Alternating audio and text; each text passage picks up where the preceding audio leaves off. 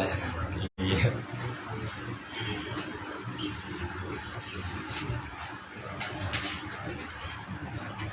Bismillahirrahmanirrahim. Assalamualaikum warahmatullahi wabarakatuh. Waalaikumsalam warahmatullahi wabarakatuh. Alhamdulillah rabbil alamin wa bihi nasta'inu ala umuri dunya waddin wa ala alihi wa sahbihi ajma'in. Amma ba'du. Allahumma ya Allah rabbi shrah li sadri wa yassir li amri wahlul 'uqdatam min lisani yafqahu qawli. Allahumma akhrijna min dhulumatil wahmi wa akrimna binuril fahmi waftah alaina bima'rifatika wa syahil lana abwaaba fadlika birahmatika ya arhamar rahimin. Amin ya Allah ya Rabbal alamin. Syukur alhamdulillah, mari kita bersama-sama menjadikan rasa syukur dan terima kasih kita kepada Allah Azza wa Jalla.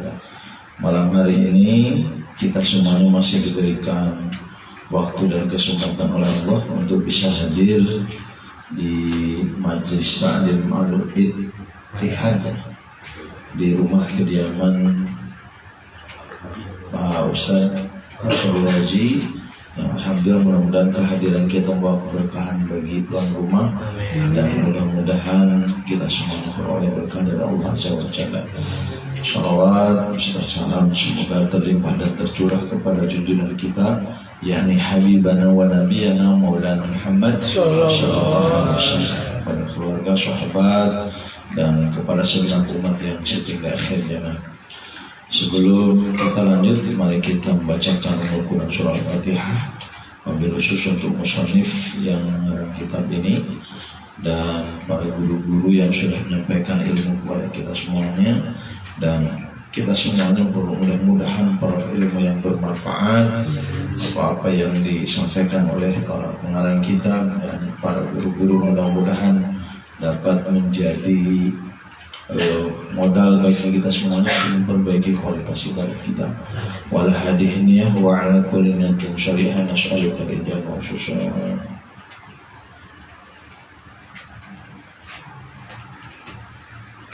Al-Fatihah. A'udzu billahi minasy syaithanir rajim. Bismillahirrahmanirrahim.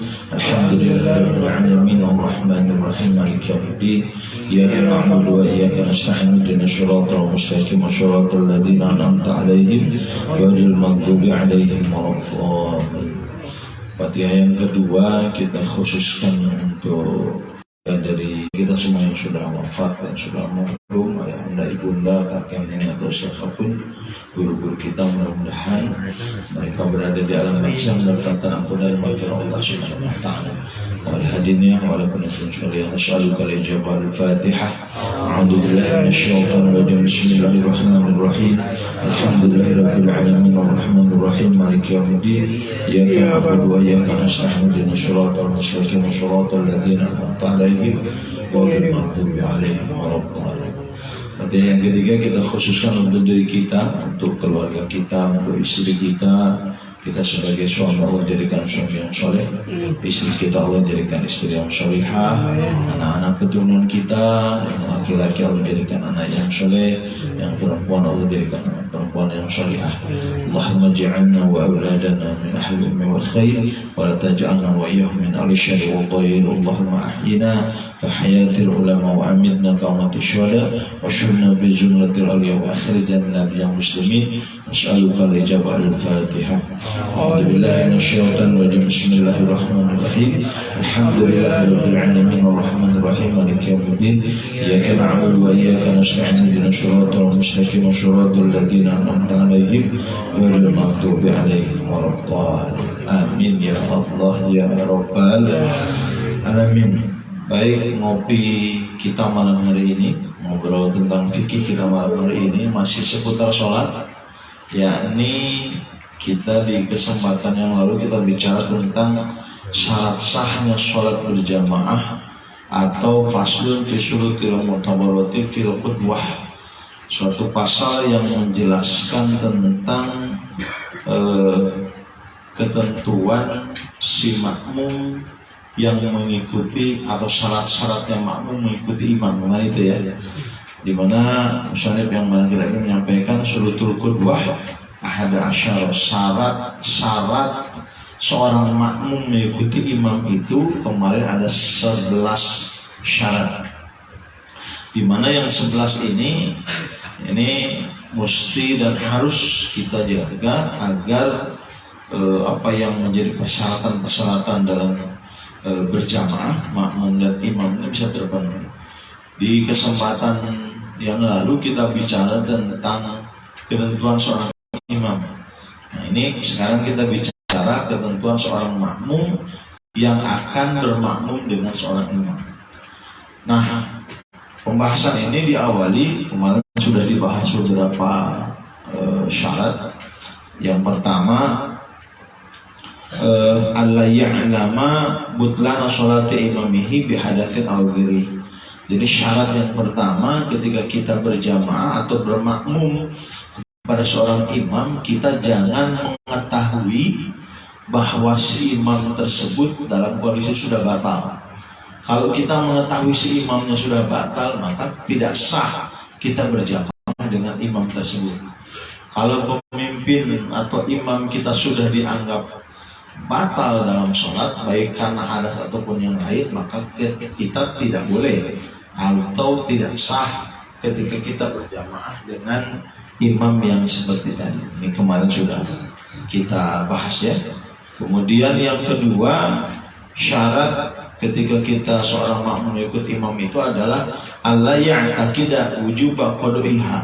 Jangan berpikiran bahwa seorang makmum akan mengulang sholatnya, baik itu dengan i'adah, karena sudah kita bahas tentang i'adah sholat, ataupun dengan qadha. Misalkan ketika sholat, saya kayaknya mesti diulang lagi nih sholatnya, misalnya ada perasaan seperti itu dan menganggap bahwa kita akan mengulang lagi, mengqadha lagi sholat yang kita lakukan berjamaah, maka sholat berjamaah kita tidak sah. Jadi ya jangan ada pikiran bahwa kita akan mengulang sholat saja, akan mengqadha lagi sholat saja apa yang kita lakukan ya. Itu sudah kita bahas. Dan yang ketiga adalah wa'ala yakuna makmuman, jangan kita bermakmum kepada imam yang dalam posisi sebagai makmum. Nah, kemarin kalau saya contohkan, ketika seseorang sedang sholat berjamaah dengan beberapa orang yang lain, imamnya ada yang lain, sementara datang orang lain berjamaah, ingin berjamaah dengan menjadikan salah satu di antara jamaah makmum dijadikan imam. Nggak boleh itu, karena masih dalam satu sholat. Jangan mendirikan dua pemimpin dalam satu sholat. Kecuali kalau imamnya sudah selesai, berarti sholat masbuk namanya, dilanjutkan sholatnya, kemudian datang orang. Nah, kita menjadikan salah satu makmum di antara makmum tadi, kita jadikan sebagai imam, itu boleh. Yang nggak boleh itu masih dalam satu ikatan sholat, kita jadikan imam padahal posisi si imam tersebut menjadi makmum. Sudah jelas ya? Yang keberapa Pak? Yang ketiga. Warabi'uha, dan yang keempat dari yang 11 itu la ummiyan. Jangan menjadikan seorang pemimpin, jangan menjadikan seorang imam yang ummi. Ummi itu apa? Memiliki kekurangan misalkan dalam bacaannya, dalam makhrijul hurufnya, dalam tajwidnya. Karena kan Fatihah itu memang ada ketentuan-ketentuannya. Tasdidnya ada berapa, hurufnya ada berapa, syarat-syarat membaca Fatihah juga ada ketentuan-ketentuannya. Nah, seorang imam jangan dijadikan seorang imam atau jangan bermakmum dengan seorang imam, tapi si imam tersebut tidak paham tentang Al-Quran, bahkan tidak mengerti tentang makhrijul huruf, atau ketika baca imamnya ya banyak yang salah dalam bacaan Fatihahnya, maka jangan kita menjadikan imam seperti itu, karena sholat kita tidak sah. Jangan umumnya. Bagaimana kalau seseorang yang dalam melafalkannya tidak jelas?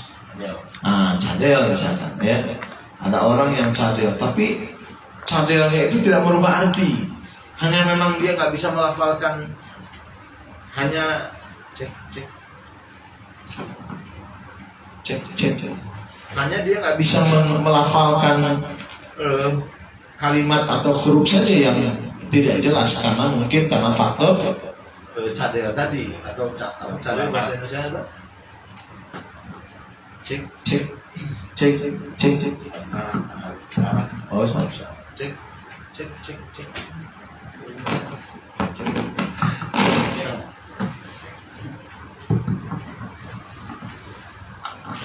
Gitu ya. Cek.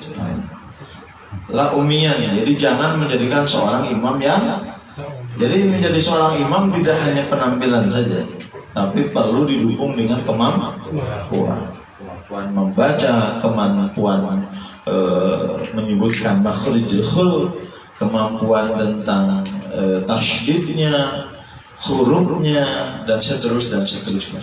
Jadi bukan hanya memilih orang yang maaf, sekarang banyak orang yang hafal Quran tapi nggak paham dengan Al-Quran yang dibacanya. Banyak orang yang bisa Quran tapi hanya hafalan saja, ketika melihat dan menulis ayatnya belum tentu bisa. Nah, jangan sampai seperti itu. Jadi jadikan seorang imam yang paham betul tentang ketentuan bacaan dalam sholat ya. Karena dalam sholat itu ada yang wajib, ada yang sunnah, ada yang rukun, ada yang sunnah. Kalau Fatihah rukun, sholawat rukun, syahadat rukun, syahadat akhir tahiyat ya, tahiyat itu rukun, salam rukun. Nah kalau yang termasuk bacaan yang rukun tadi kita bacanya tidak sesuai dengan ketentuannya, hati-hati, bisa berakibat bacaan sholatnya tidak betul dan berubah arti, bahkan sehingga mengakibatkan sholatnya tidak sah. Baik, sampai sini ada pertanyaan? Masih lanjut coba. Baik. Yang ke berapa? Yang kelima, yang menjadi ketentuan seseorang ketika berjamaah dengan seorang makmum adalah Allah yataqaddama alaihi fil mauqif. Jangan posisi si makmum melebihi posisi si imam. Nah, ketika berdiri, ketika duduk, ketika berbaring. Kalau ketika berdiri, mana yang menjadi patokannya? Apakah jempol? Bukan. Yang menjadi patokannya itu pangkal kaki kita. Apa berarti? Tumit ya? Tumit. Nah itu yang dijadikan. Jadi jangan melebihi posisi si makmum, jangan melebihi tumitnya si imam. Itu kalau dalam kondisi berdiri. Kalau dalam kondisi duduk, mana batasnya? Batasnya apa namanya ini? Pantatnya. Jadi tempat duduknya imam. Nah, ketika si imam posisi duduk di kursi, misalkan, ini kursi duduk di kursi, posisi apa namanya? Paha kita yang tidak boleh melebihi posisi si imam. Jadi kalau kita duduk di sebelah sini, maka jangan melebihi duduknya di depan, tapi harus berada di belakang si imam.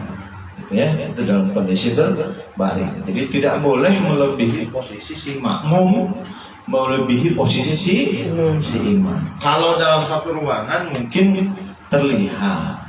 Nah kalau beda ruangan itu yang harus dijaga. Makanya dalam musola atau masjid itu biasanya dikasih jorok ke depan sedikit tempat imam, itu untuk mengantisipasi jangan sampai posisi makmum melebihi posisi imam. Nah, itu fungsinya. Begitupun ketika terus sampai ke samping kanan atau samping kiri, pastikan tidak boleh melebihi posisi imam. Ya. Baik, yang keberapa sekarang? Yang keenam. Kita agak cepat ya karena jam 10 ada rokok ya. Aku tahu yang aku mau ya. Hari Senin bahkan final ya. Ya sekarang lagi heboh persiapan untuk nobar ya. Ini insya Allah jangan lebih dari jam 10 ya Pak ya. Baik, yang keberapa? Yang keenam. Yang keenam, wasadi suha ayya'lama intiqalati imamih, mengetahui gerak-geriknya imam, mengetahui pindah posisinya imam.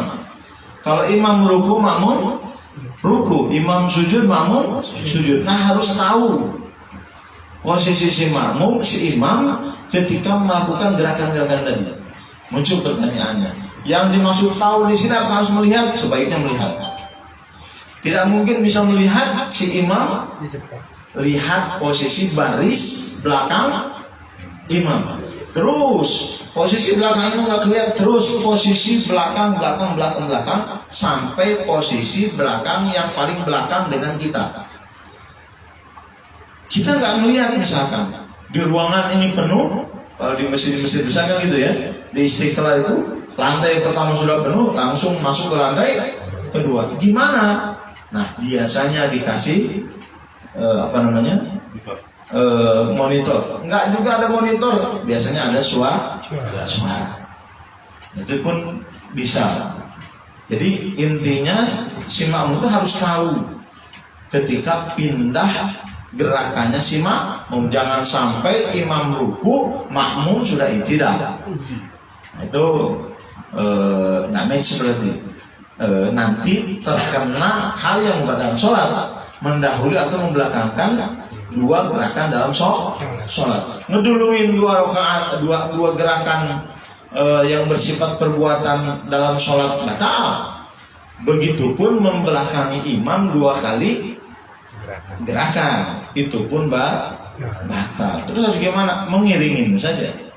Namanya makmum harus mengiringi posisi imam. Nah, muncul pertanyaan begini, yang diiringi itu suaranya atau gerakannya? Nah, gerakan atau suara? Kan kadang-kadang begini, Allahu Akbar, kayak gitu ya.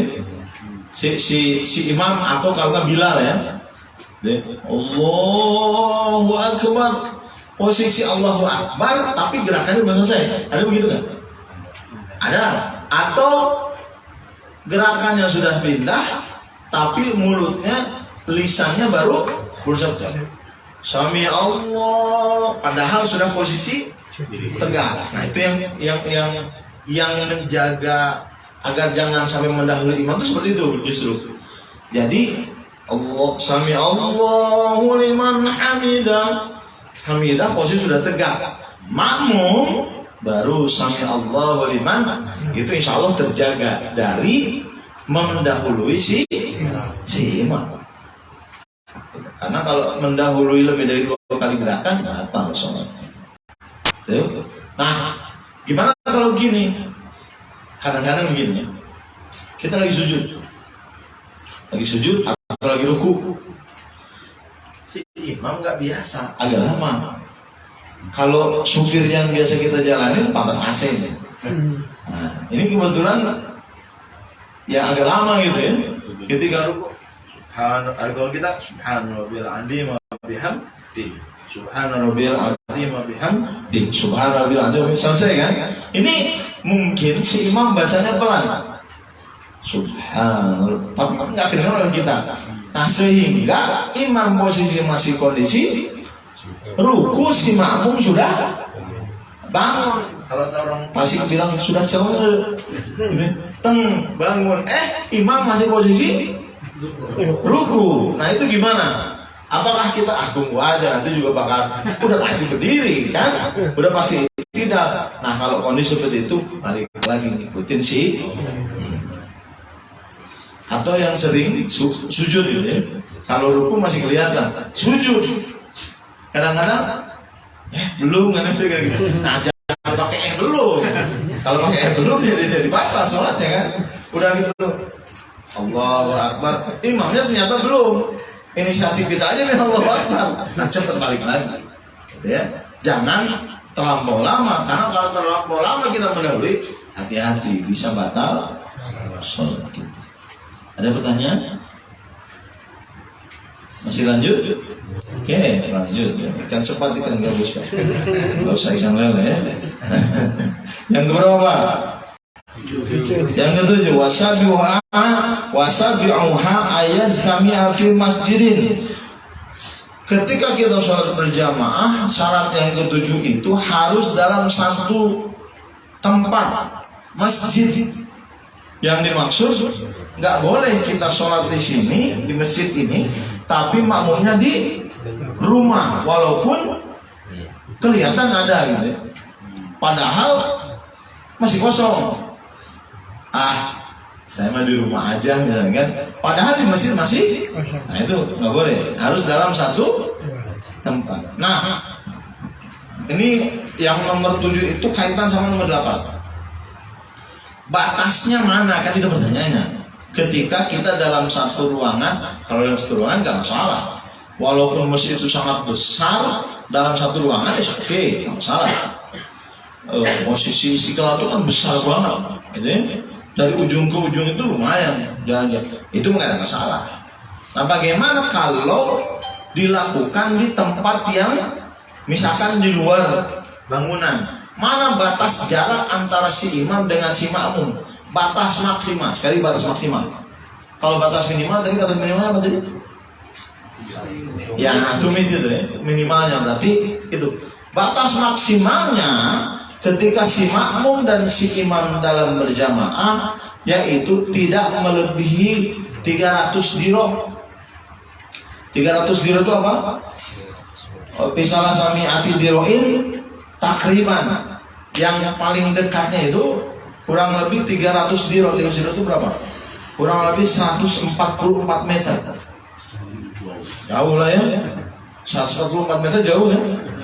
Nah, jadi itu tuh dari ujung masjid, bukan dari tempat imam, bukan dari tempat imam, tapi dari ujung masjid. Makanya kan ketika sholat Idul Fitri, ketika sholat Idul Adha atau di tempat ini, imamnya di ujung sono, makmumnya di. Nah, yang dimaksud belakang ujungnya bangunan masjid, bukan dari satu tempat ke tempat yang lain. Itu tidak boleh melebihi itu.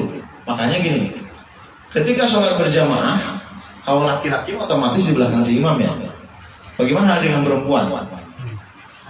Kan dipisahkan oleh, biasanya ada hijab ya, hijab atau pembatas. Itu kan mestinya tersambung kan, artinya berdekatan. Imam, makmum, kan gitu ya. Nah, ini posisi perempuan kan nggak begitu. Imamnya di depan, deretan ini kalau penuh, ini kosong. Apakah si jamaah perempuan maju? Tidak, cukup di tempat yang perempuan. Yang penting ini jaraknya nih. Gitu. Paham ya Pak? Jadi boleh-boleh saja. Silahkan, sah-sah saja. Makanya ketika sholat berjamaah itu nih, ada satu orang. Jadi imam, posisi di depan. Datang lagi imam, makmum satu orang, posisi di sebelah kanan, tapi masih berdekatan dengan imam. Datang lagi satu orang, berada di sebelah kiri, berdekatan dengan imam. Datang lagi satu orang yang ketiga, posisi di mana? Di baris belakang si imam. Yang dua orang mundur ke belakang. Ya, depan, kanan, kiri, belakang. Tapi belakangnya agak jarak jauh. Nah, ini maksud dengan jauh itu biasa tempat baris yang berikutnya. Nah, kemudian si makmum yang dua itu mundur. Makanya kalau dalam posisi seperti itu, yang di tempat bukan imamnya, tapi apanya? Makmum yang lain. Kenapa? Lah imam udah jelas imam. Itu ya Pak. Tapi kalau si makmum itu yang harus dikasih tahu. Itu kalau posisi si imamnya tidak di tempat si imam yang disiapkan. Kalau imam yang sudah disiapkan, nah, ya jangan juga bersebelahan kan gitu. Kan tadi kalau tempat imam biasa menjorok ke depannya Pak ya. Kalau itu mah udah jelas, silahkan saja di baris berikutnya, jangan dekat dengan imam, karena itu sudah jelas diperuntukkan bagi tempatnya imam. Gitu ya Pak ya. Itu jadi tidak boleh melebihi 300 dirham atau kurang lebih 144 meter. Ada pertanyaan? Berarti walaupun sendiri makmumnya kalau imam udah di masjid sih, ya kan depan nih dapat di belakang ya. Ya. Ya. Ya tetap di belakang.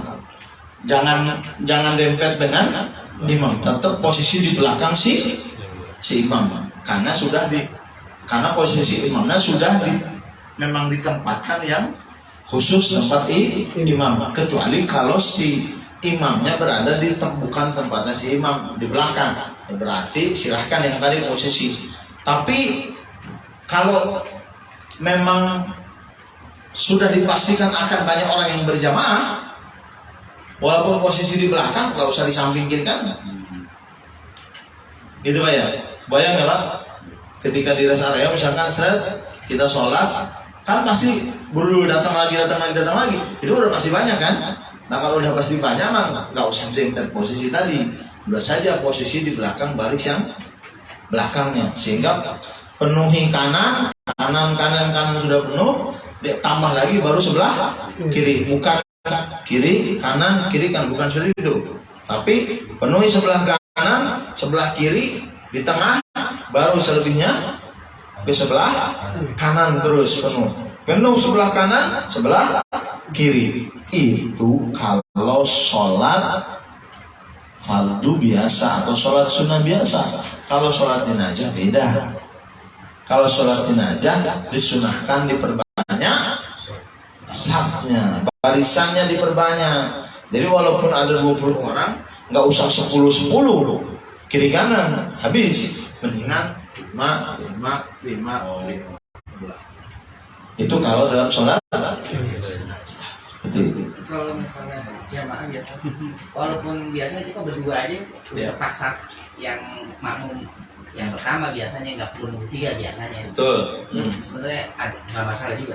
Nggak masalah. Tadi apalagi kalau memang si posisi imam memang sudah posisi di depan dan dipastikan jamaahnya banyak gitu ya. Kalau jamaah semakin bertambah, ya udah pasti di belakang kan. Nggak mesti harus terlalu dempet dengan si ya. Intinya tadi tidak boleh melebihi posisi, itu kata kunci.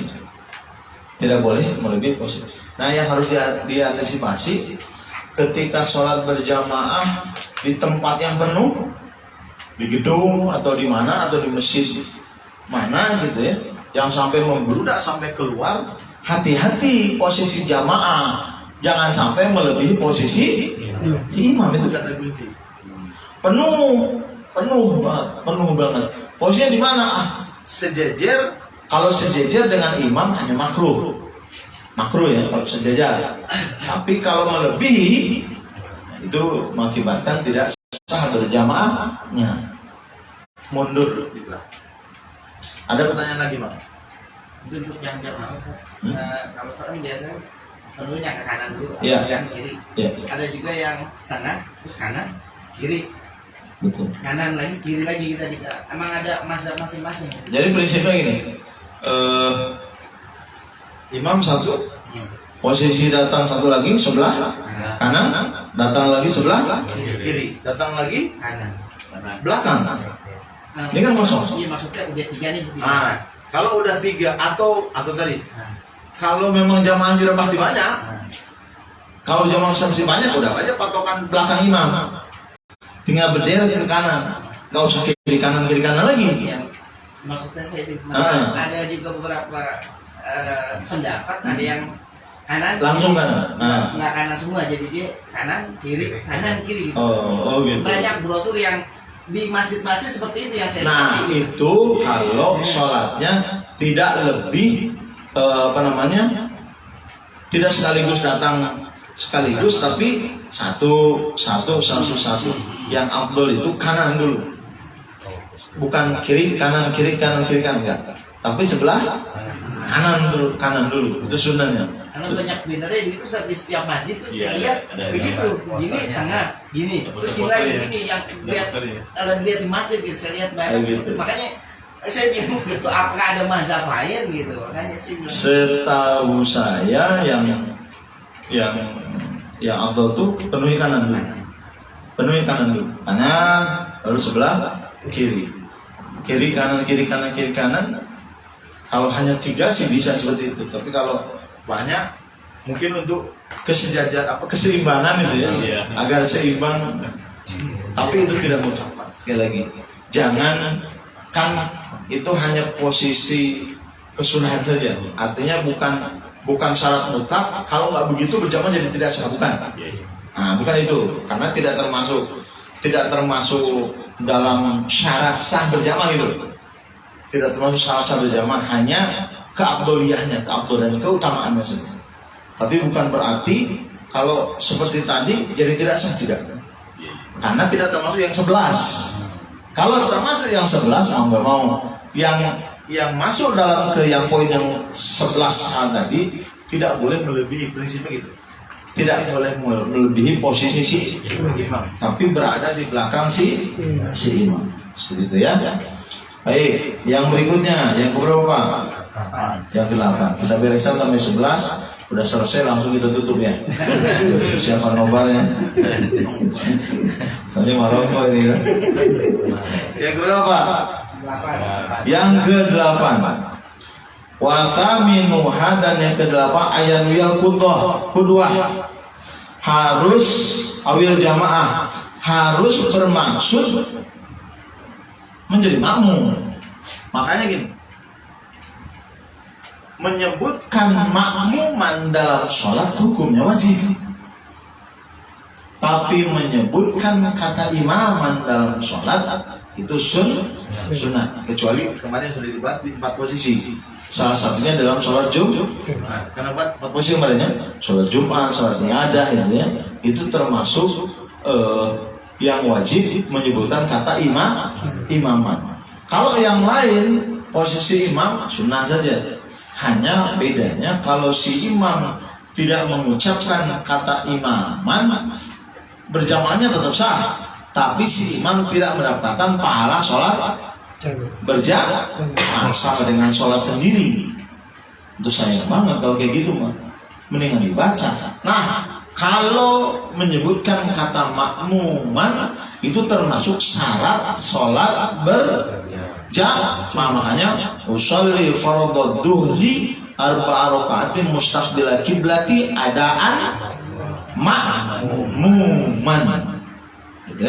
Lillahi ta'ala, menyebutkan kata makmuman.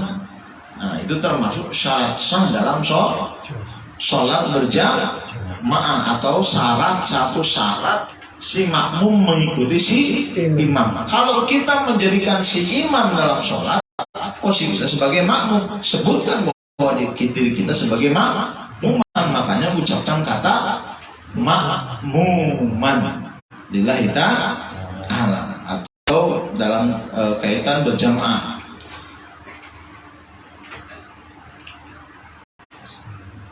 Mu'taman awil aminat sama kayak kulu makmuman sama.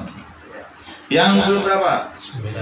9. Yang ke-9 watasiwa, dan ke-9 adalah ayyatawafaqo nadmu sholatihima. Yang berikutnya harus mufakat dalam sholatnya si makmum dan si imam. Cek. Mufakat itu gimana? Harus serasi. Kalau imamnya sholat duhur, ya makmumnya sholat duhur. Ya jangan sampai imamnya sholat jenazah, makmumnya sholat duhur. Itu jaga sembuh. Ya gak nyambung, jangan sampai. Kan ada sholat yang beda ya Pak. Sholat cek. Ada sholat yang agak beda. Mana yang beda sholat yang seperti biasa? Yang pertama sholat jenazah. Kenapa sholat jenazah beda? Tidak ada ruku dan sujud. Makanya nggak boleh kita sholat berjamaah, imamnya sholat biasa, makmumnya sholat jenazah, atau kebalikannya, nggak boleh. Atau yang kedua apa? Yang beda? Sholat gerhana, sholat kusuf. Ada sholat khusuf, ada sholat kusuf. Kalau kusuf syamsi, kalau bulan khusufil qamar. Kusuf matahari, kalau khusuf bulan. Kalau Kenapa beda? Karena sholat gerhana mah rukunya 2 kali, Fatihahnya 2 kali. Ini beberapa bulan kebelakang kan sholat gerhana ya. Nah, jadi takbiratul ihram biasa, kemudian baca Fatihah, baca surah, setelah itu ruku. Kan kalau sholat biasa tidak. Nah, ini enggak. Kalau dalam sholat gerhana, tapi balik lagi baca Fatihah, baca surah, baru ruku. Setelah ruku baru baca i'tidal. Nah, itu beda. Nah, enggak boleh kita berjamaah dengan si imam atau si makmum yang berbeda seperti tadi. Jadi kalau bahasa Sunda itu harus kufu, harus rasi, harus senada. Kalau imamnya lagi sholat fardu duhur, ya makmumnya sering fardu sholat duhur. Kecuali kalau tidak tahu. Orang wajib ternyata berjamaah dengan yang sunnah, itu nggak apa-apa kalau tidak tahu, kecuali kalau tahu. Nah, biasanya suka dikasih kode kan, kalau kita mau berjamaah. Ciri kita mau berjamaah, tepuk, si imam, padahal dia lagi sholat sunnah. Gimana? Boleh nggak lanjutkan? Silakan saja sholat sunnah dilanjutkan, walaupun di belakang ngemakmum dengan kita, atau kasih kode, kasih tanda bahwa kita lagi sholat sunnah, itu silahkan, ya, dikasih kode. Nah, itu masih boleh. Atau sholat ada dengan sholat jamaah, beda kan Pak ya? Kalau jamaah itu kan mengumpulkan 2 sholat fardu dengan 2 sholat fardu yang lain. Ada jamaah takdim, ada jamaah takhir. Kalau jamaah takdim mendahului 2 sholat fardu di dalam sholat yang pertama, duhur dan asar di waktu duhur, itu jamaah takdim. Duhur dan asar di waktu asar, itu berarti jamaah takhir. Duhur 4 rakaat, asar 4 rakaat, itu namanya sholat jamaah. Tapi kalau duhur dan asar dilakukan di waktu duhur tapi diringkas menjadi 2 rakaat sholat duhur, 2 rakaat sholat asar, tapi dengan syarat dan ketentuan berlaku dari jarak dan seterusnya, nah itu silahkan, tapi disebut dengan sholat jamaah qashar, bukan qashar saja, tapi sholat jamaah dan qashar. Kalau sholat qashar saja duhur, asalnya 4, hanya 2, tapi di waktu duhur itu hanya qashar saja. Ini ya jamaah ya qashar, itu boleh, silakan. 4 rakaat, tapi karena waktunya buru-buru, waktunya sempit, 2 rakaat sholat asar, 2 rakaat sholat duhur di waktu asar, berarti qashar jamaah takhir. Nah, nggak boleh kalau kita tahu imamnya sholat jamaah, makmumnya sholat biasa. Nah, itu nggak usah, jangan begitu, harus sama. Makanya biasanya ketika seseorang melaksanakan sholat jamaah atau sholat qashar, berada di belakang agar tidak diikuti oleh makmum yang lain. Atau biasanya dikasih sitroh. Sitroh itu apa? Pembatas gitu ya. Ada masjid pembatas, dan itu biasanya posisi di belakang. Tujuannya apa? Agar tidak ada orang yang sholat ada ngikutin berjamaah dengan sholat jamaah. Makanya di rest area atau di tempat-tempat yang ada perjalanan biasanya suka dibedakan tempatnya. Yang sholat jamaah atau qashar biasanya paling belakang posisinya, biar tidak diikuti oleh jamaah yang lain yang ingin sholat berjamaah. Itu. Yang keberapa Pak? Yang ke-9. Sekarang yang ke 10, 11 selesai. Selesai. Wa ashruha, dan yang ke-10, Allah yukhalifahu fi sunnatin fahishatil mukhalafah. Ya, jangan nyulayan itu apa bahasa Indonesia? Jangan berlawanan, berlainan dalam hal kesunahan yang banget dilakukan. Misalkan gini, tasahud awal. Sengaja orang nggak mau tasawuf awal, padahal si imam sedang melaksanakan tasawuf. Batal tuh. Ketika si imam membacakan ayat sajdah, kan sunnah bagi si makmum melaksanakan sujud tilawah. Ketika lagi berdiri, sujud saja dulu. Ikutin imam. Ini nggak mau ngikutin. Itu berarti tidak mengikuti imam. Imamnya sudah sujud tilawah, dia angkat saja. Imamnya tasawuf awal, dia nggak mau. Nah itu sudah tidak match antara si makmum dengan si imam. Nah tidak sah berjamaahnya dalam kondisi seperti hal tersebut. Itu yang keberapa? Yang ke 10. Wah, udah mau selesai ini. Yang ke-11 wal hadir asyaroha ayyutabi'ahu, mengikuti. Ya kalau mau berjamaah ya harus mengikuti si imam. Jangan sok pinter menjadi makmum nggak mau ikutin imam. Ruku imam ruku, gue nggak mau ruku. Nah kan ada yang ini, mohon maaf. Ada yang imam bacaannya standar biasa, si makmum bacaannya slowly, pelan. Ada yang begitu. Allahu Akbar kabir. Ada yang begitu kan? Ada Pak, pasti ada. Nah jangan ngotot menyelesaikan bacaan kita sementara si imam sudah melakukan gerak. Jangan ngotot kita baca takbiratul ihram, doa iftitah, baca surah, baca al-fatihah, baca surah, sementara si imam sudah ruku. Bahkan kalau sudah seperti itu, jangankan baca surah, baca fatihah saja kalau imamnya sudah ruku, nggak selesai nggak apa-apa, ikutin imam ruku. Padahal baca surah, baca fatihah itu termasuk ruku sholat, karena posisi mengikuti imam hukumnya wajib. Makanya syarat yang ke-11 kalau kita mau sholat berjamaah ya harus ngikutin si imam. Kokoh menjadikan dia pemimpin, tapi kita nggak mau ngikutin kepemimpinannya dia, itu aneh.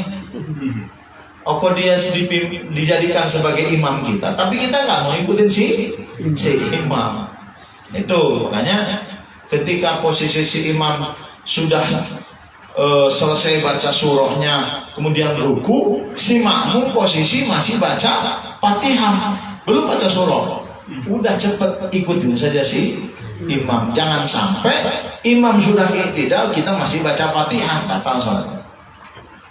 Karena membelakangi 2 kali gerakan dalam salat. Seperti itu. Ini hal-hal yang harus dipenuhi ketika seorang makmum berjamaah dengan seorang imam. Jadi fikih itu luar biasa. Dalam hal berjamaah saja, dalam hal posisi saja, dalam hal ketentuan berjamaah saja, ada syarat-syarat dan ketentuan yang harus dipenuhi. Tidak asal nemplok saja, tidak asal jadi imam saja, tidak asal jadi makmum saja. Ada ketentuan menjadi seorang imam, ada ketentuan menjadi seorang makmum. Baru match imam dan makmum, jadilah sholat berjamaah. Jangan harap menjadi sholat berjamaah kalau imamnya ke barat, makmumnya ke timur. Nggak bakalan terjadi sholat, betul nggak Pak? Imamnya lagi sholat duha, gitu ya, makmumnya sholat duhur. Jam 10 udah sholat duhur, udah nggak matching itu, udah jelas nggak sah itu. Gitu ya. Baik, mangga Pak, silakan. Ada pertanyaan? Ustaz, mangga silakan. Kalau sholat subuh ya, misalnya subuh, nah imam tidak membaca kunut, tetapi makmum baca kunut sendiri, itu gimana? Kalau ada kesempatan waktu untuk baca silahkan. Iya, kan gini. Kalau imamnya bijak bahwa makmumnya suka kunut, imam biasanya ngasih kesempatan. Itu imam yang bijak. Tapi kalau imamnya nggak ngasih kesempatan, jangan maksain untuk kunut. Nah ini yang tadi. Jangan maksain kita melaksanakan yang sunnah, sementara yang wajib kan wajib ngikutin imam, bukan kunutnya gitu loh. Kalau imamnya nggak kunut dan tidak ada kesempatan buat kunut, mendingan nggak usah kunut. Gitu ya, karena kita berjamaah. Tapi kalau imam yang bijak, biasanya imam yang nggak biasa kunut pasti akan memberikan kesempatan. Ada kesempatan diberikan tapi sedikit, nggak usah baca Allah mani, cukup baca Allah magfirli ya ghafur. Itu bacanya Pak. Jadi kalau kita baca kunutnya nggak selesai karena imamnya nggak memberikan waktu yang panjang, imam ngasih kesempatan buat kunut. Tapi waktunya nggak panjang, cukup Allah magfirli ya ghafur. Karena sekali lagi kunut mahanya sunnah. Jangan terjebak ingin mendapatkan yang sunnah meninggalkan yang wajib. Kalau bahasa Inggrisnya murujulah ngalipaskeun pesing. Apa itu artinya? Apa itu? Ustaz tahu ini. Jadi ngejar yang sunnah tapi meninggalkan yang wajib. Giliran sholat Idul Fitri dibela-belain dilakuin. Sholat Jumat kagak dilakukan. Kan aneh, bener nggak Pak? Dulu ada pernah kejadian kan? Sholat Idul Fitri di waktu hari Jumat ada ya? Masa yang sunnah bisa mengalahkan yang wajib. Kalau sudah sholat Idul Fitri berarti tidak sholat wajib, sholat Jumat. Aneh nggak Pak? Aneh kan? Dulu pernah terjadi sholat Idul Adha di waktu hari Jumat, ya. Masa iya yang sunnah bisa dikalahkan, mengalahkan yang wajib? Wajib mana sholat Jumat dengan sholat Idul Adha? Sholat Jumat, karena udah sholat Idul Adha tidak wajib sholat Jumat. Aduh, itu ketentuan dari mana? Karena hukumnya wajib dan sunnah. Wajib tidak bisa digugurkan oleh perbuatan yang sunnah. Jadi lihat situasi Pak. Kalau ada memungkinkan lakukan itu. Kalau tidak memungkinkan nggak usah. Karena itu hanya bersifat sunnah saja. Tapi kalau memang yang sudah terbiasa, yang sudah seperti itu, ya tinggal dicari momen yang tepat saja, atau jadikan saja imam yang biasa yang sama dengan kita untuk melaksanakan. Jangan berantem gara-gara kunut. Ya, gua mah gak bakal nginjek masjid ini karena itu jangan. Itu namanya murujulang lepaskan pusing. Mencari yang sunnah tapi ninggalin yang wajib. Ada pertanyaan lagi?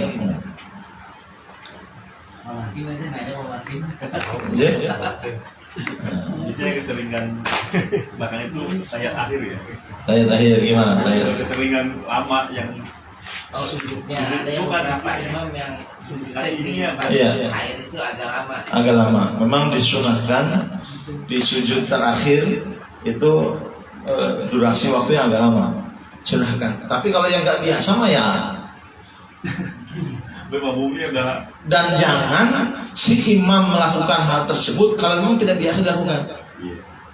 Nah ini itu tadi sama dengan merujukan pusing itu sama tuh. Jadi memperbanyak baca tasbih dalam sujud itu sunnah ya. Tapi jangan sampai terlalu lama, dan kalau tidak biasa jangan dilakukan. Bahkan bisa jadi makruh itu. Kalau di tempat tersebut nggak biasa kalau sujudnya dibikin lama, kan ada di masjid tertentu ya, di masjid tertentu yang memang sujudnya lama, ikuti. Tapi kalau tidak biasa, jangan bikin kader jamaah. Ini imamnya nunutan atau apa ini? Oh kita udah 2 kali balik lagi, masih anteng lagi. Tahu-taunya ngorok tidur aja, bangun ketiduran itu imamnya. Itu ketiduran berarti imamnya. Nah kalau yang tidak biasa dilakukan, disepakati dengan jamaah, gitu Pak. Jadi bijak banget. Jadi fikih ulama fikih itu bijak banget. Makanya baca surah itu sunnah kan? Tapi jangan sampai kesunahan tersebut menghilangkan kekhusyuan orang sholat. Coba ya. Ya panjang. Ya panjang. Ya udah nggak usul aja sholat. Hati-hati jadi makmum tuh. Jadi ada juga saya lihat kalau ada beberapa misalnya di masjid, kalau dia baca dengan dilapaskan dengan kencang misalnya dengan zohir, dia bacanya lambat.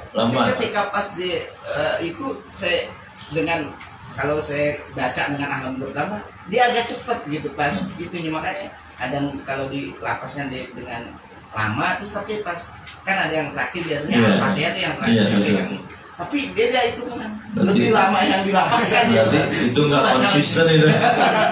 Nah hati-hati ini lari ke tasawuf.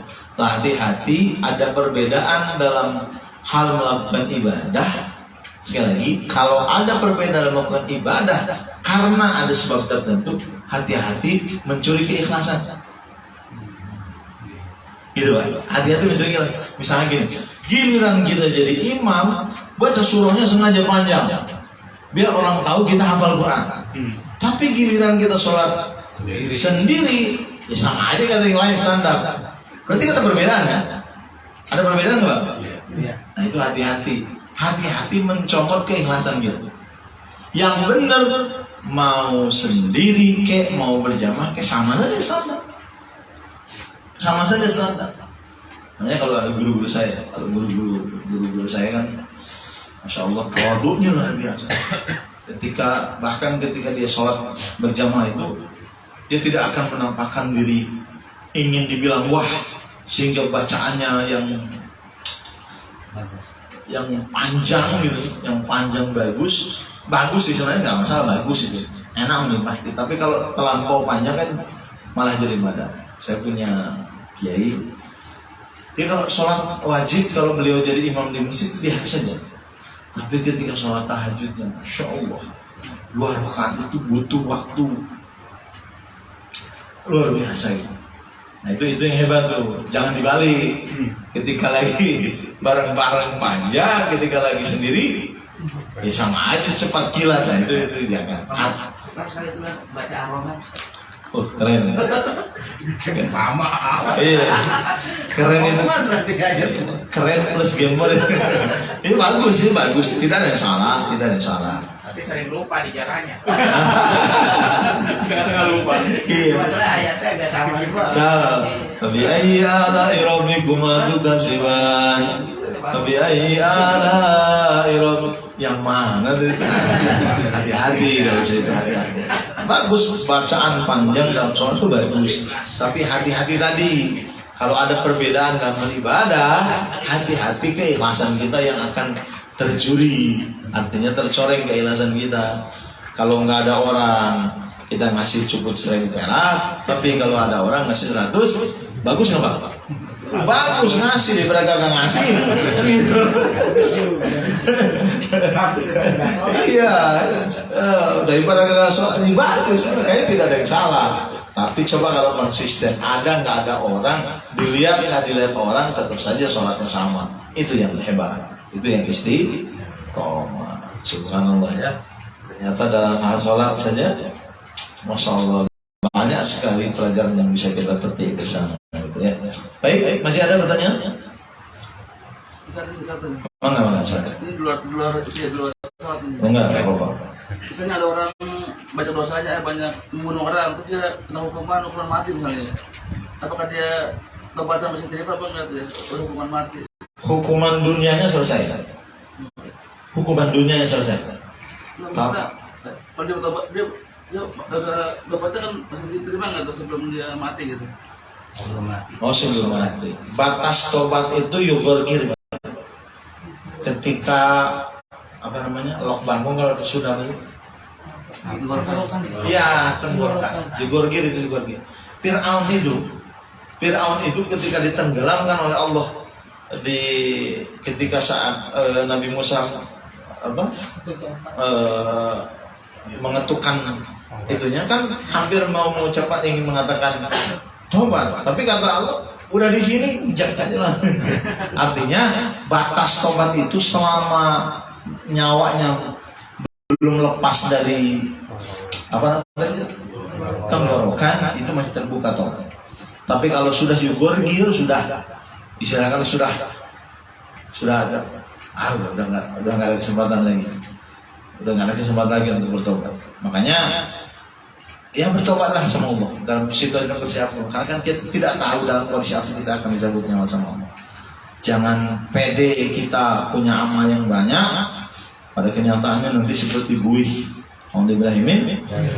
Tapi beristighfarlah sama Allah, beranggapanlah bahwa kita lebih banyak dosa. Karena kalau kita hitung banyak kan dosa daripada ibadah. Coba kita hitung berapa waktu yang digunakan untuk ibadah, berapa waktu digunakan untuk melakukannya. Lebih banyak mana peluang ibadah dengan peluang berbuat dosa. Jadi selama hidup kita masih ada kesempatan tobatlah. Tapi kalau misalkan sudah akan hukum mati, gitu ya, dan dia mau bertobat, ya tobatlah sama Allah dengan sebaik-baiknya. Wallahu a'lam bishawab. Seperti apa? Itu sama Allah. Karena orang masuk surga itu tidak mesti karena, makanya gini, kalau bahasa saya sederhana gini, sepertinya belum cukup amal ibadah kita untuk tiket masuk surga. Ini amal saya itu belum bisa, jangankan masuk membuka pintu surga itu mungkin belum bisa. Tapi seandainya kita masuk surga itu murni karena rahmat dan rahimnya Allah. Makanya yang kita cari rahmat dan kasih sayang dari Allah. Kan ada cerita orang yang sudah melakukan dosa, bahkan sudah membunuh 99, tapi Allah bukakan pintu tobat. Ya. Ada orang yang ahli ibadah, tapi gara-gara lalat nyemplung ke tempat tinta yang digunakan untuk nulis, jadi terjerumus ke dalam neraka Allah. Nauzubillah. Makanya tobatlah sebisa mungkin dan semaksimal mungkin sejauh kita masih diberikan kesempatan bertobat sama Allah Subhanahu wa taala. Mudah-mudahan Allah mengampuni dosa-dosa kita semuanya, dan mudah-mudahan kita diberikan kesempatan untuk bertobat sama Allah. Tubu ila Allah taubatan nasuh, bertobat kepada Allah dengan taubat yang sebenar. Ya, saya kira itu Pak. Udah 10 menit, 5 menit lagi untuk nobar. Jam 10 ya mainnya ya. Nah, mudah-mudahan itu yang dapat disampaikan. Yang benar saya kenal Allah, yang salah saya mohon maaf. Bermasalah pada makanan bertemu. Assalamualaikum warahmatullahi wabarakatuh. Wassalamualaikum warahmatullahi wabarakatuh. Kepada sahabat Rasulullah ajmain. Amin amin ya Allah ya rabbal alamin. Allahumma shalli ala nuril anwar wa sirril asrar wa taryaqi ali miftahil babil yasar sayyidina Muhammadil mukhtar wa ali al-attar wa asyrafil akhyar adadan yamil fi afdali. Allahumma kafi Muhammad wa kalimati Muhammad wa siwaki Muhammad wa barakati Muhammadin sallallahu alaihi wasallam bi rahmatika ya arhamar rahimin. Allahumma la tad'alna dhanban illa ghafarta wa la hamman illa farajta wa la daynan illa qadaita wa la hajatan min hawaij dunya illa qadaita ya arhamar rahimin. Allahumma nas'aluka khairal mas'alati wa khairal du'a wa khairan najah wa khairal wa khairal amal wa khairal thawab wa khairal hayat wa khairal mamat wa thabbitna wa thakkil mawajina wa haqiq imanina wa rafa' darajatina wa adkhilna jannata ma'al abrar ya aziz ya ghafar ya rabbal alamin. Allahumma ighfir lana wa li walidayna warhamhuma kama rabbayana shighara wa li jami'il mu'minina wa mu'minat wal muslimina wal muslimat al ahya'i minhum wal amwat. Rabbi ighfir warhamhum anta khairur rahimin wa la hawla wa la quwwata illa billahil aliyyil azim. Allahumma taqabbal wa atir thawma qarana min al-Qur'anil karim wa mahallana wa mashrafna wa mashalayna wa man tasaddaqna ila habibina wa syafi'ina wa maulana Muhammad wal ikhwanina wal jami'il muslimina wal muslimat wal mu'minina wal mu'minat khususan ila ahli kubur al-mahrum bin Sujina Jawal Marhum Sujina Jabin Dimana khususan almarhumah Siti Aminah binti Haji Ni'an khususan almarhum Haji Ni'an binti almarhumah Haji Aisyah binti Raidan, almarhum Kiai Haji Abdul Rahman bin Yahya, almarhum almarhumah Sufi binti Suina, almarhum Haji Abdul bin Dahiri, almarhum Daiman binti Dahiri, almarhum Dahiri bin Raden, dan Nadin Rizka Hidayat binti Syarif Hidayat, dan umumnya seluruh kaum mukminin muslimat, kaum mukminin mu'minat, dan keluarga kita yang sudah almarhum Mudah-mudahan mereka mendapat bacaan kata Allah Subhanahu wa taala. Wa hadina wa ala kunnatin syari'an nas'aluka al-ijabah. Al-Fatihah. A'udzu billahi minasyaitonir rajim. Bismillahirrahmanirrahim. Alhamdulillahirabbil alamin. Ar-Rahmanir Rahim. Maliki yaumiddin. Iyyaka na'budu wa iyyaka nasta'in. Ihdinas siratal mustaqim. Shiratal ladzina an'amta 'alaihim ghairil maghdubi 'alaihim. Rabbi ighfir lana. Amin amin ya Allah ya rabbal alamin. Barakallah. Assalamualaikum warahmatullahi wabarakatuh.